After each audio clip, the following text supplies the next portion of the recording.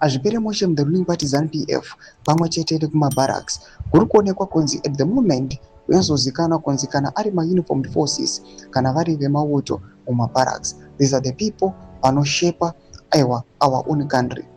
Their decisions zvavanoenforcer according to the constitution right now zvinozozikanwa kunzi ndo zvinototedzerwa kana nani zvake. Sadapira mashoko handover takeover inokunzi which happened yesterday Infantry Batallion. Don't forget subscribe or like out of the bell icon. TV na pango ino ZVAITWA news and post these pictures amuri kuona obuda vachinyora vachiti loyalty, discipline and patriotism were the rallying call for members of the Zimbabwe National Army during a handover takeover ceremony held at 4.3 Infantry Battalion in Chirezi this Tuesday.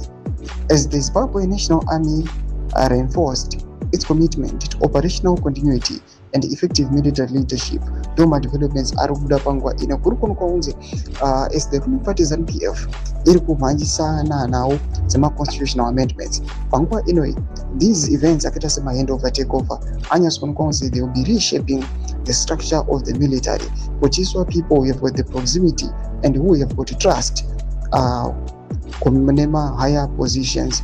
Panguva ino kuchinokunzi anyone anenge achionekwa kunzi he might be a threat or we do not fully understand their position, panguva ino vanoonekwa kunzi they are reassigned, some of them they are fired, some of them they are removed, kopromotwa vamwe. Ndozvatiri kuona panguva ino kuchiitwa these handover takeovers. What developments ari kubuda panguva ino, this is not the first time handover takeovers akaitika since last year and some years back.